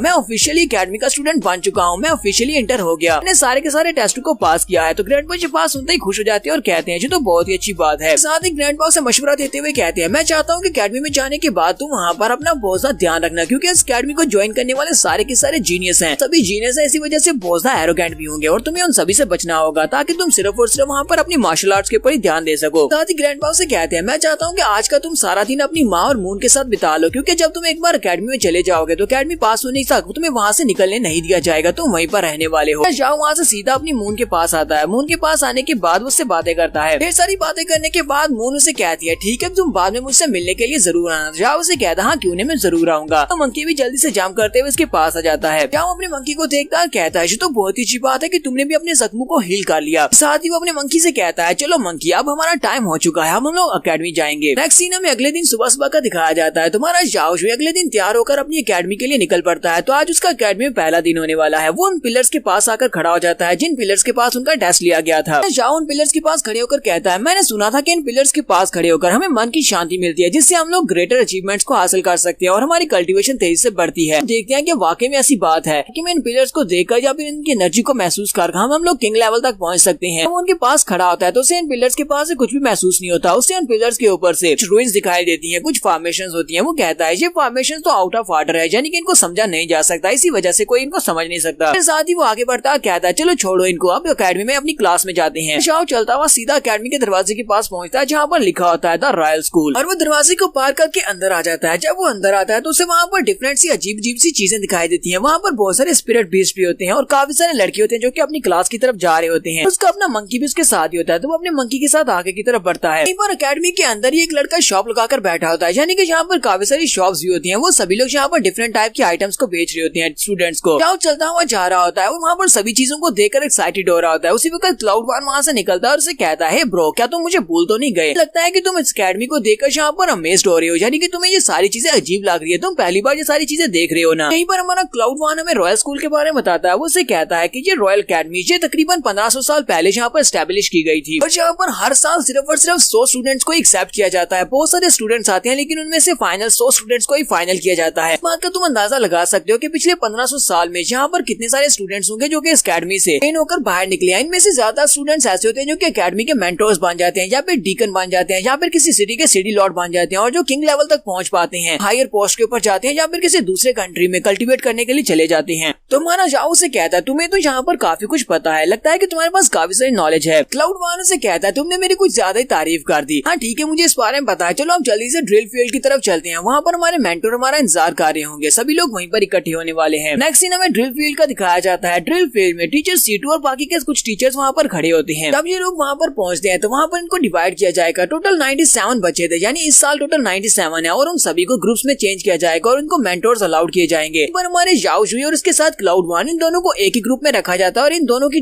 टीचर सीटू होने वाली है। वहाँ से हमारा क्लाउड बहुत ज्यादा खुश हो जाता है और कहता है मुझे लगा ही था कि हम दोनों का प्यार बहुत ज्यादा सच्चा है, इसी वजह से टीचर सीटू के ग्रुप में मुझे रखा गया है। लगता है कि मेरी किस्मत में लिखा टीचर सीटू के साथ एक होना। तो जाओ उसे कहता है बकवास बंद करो, टीचर हमारी तरफ देख रही है। बाकी में टीचर सीटू भी उसी की तरफ ही देख रही होती है कि ये जोकर यहाँ पर क्या कह रहा है। वो वहीं पर खामोश हो जाता है और कहता है लगता है मैंने गलती कर दी। टीचर सीटू कहती है क्लाउड यहाँ पर आ जाओ। क्लाउड बहुत ज्यादा खुश हो जाता है और कहता है लगता है कि टीचर सीटू ने मेरी आवाज सुन ली और वो चाहती है कि मैं उसके पास आऊँ, हो सकता है कि मुझे यहाँ पर एक किस मिलने वाली है। वो जल्दी से भागता हुआ ऊपर चला जाता है। तो टीचर सीटू से कहती है वहाँ पर वो पत्थर दिखाई दे रहा है, जाओ जाकर उसको उठाओ और स्क्वाट करो, मैं पूरे 2 घंटे तक उस पत्थर को वहाँ पर उठा कर रखना है। तो क्लाउड से देखकर बहुत ज्यादा हैरान होता है, टीचर से कहता है लेकिन टीचर ये क्यों? टीचर उसे कहती है कोई रीजन नहीं, मैं तुम्हारी टीचर हूँ और मैं जो चाहे वो तुमसे करवा सकती हूँ, जाओ जाकर उस पत्थर को 2 घंटे के लिए उठा कर रखो। अगर तुमने मेरी बात को नहीं माना, यानी अपनी टीचर की बात को नहीं माना, तो मैं तुम्हें अभी यहाँ पर से क्लास से बाहर निकाल दूंगी। ये बात सुनने के बाद जाओ वहाँ पर हल्का सा हंस देता है। जैसे वो वहाँ पर हंसता है तो टीचर सीटू उसका नाम पुकारती है और कहती है जाओ जुई तुम भी यहाँ पर आ जाओ। तो जाओ जी ऊपर आता है और उसे कहता है टीचर मैंने क्या किया? टीचर उसे कहती है तुम्हें वहाँ पर वो बड़ा पत्थर दिखाई दे रहा है, जाओ जाकर उसको उठाओ और तुम्हें पूरे 6 घंटे के लिए उस पत्थर को उठा कर रखना है। जाओ अपने माथे पे हाथ रखता है और कहता है इस बेवकूफ क्लाउड वन ने यहाँ पर पहले दिन मुझे मरवा दिया, जबकि बाकी के सारे स्टूडेंट्स स्टूडेंट्स वहाँ पर हंसना शुरू कर देते हैं। जो नेक्स्ट एपिसोड में देखेंगे ये दोनों बेवकूफ और आगे क्या करने वाले हैं। तो एपिसोड की एक्सप्लेनेशन अच्छी लगी हो तो कमेंट करके जरूर बताइएगा। चैनल को सब्सक्राइब कर दे, वीडियो को लाइक और शेयर कर दे। शुक्रिया।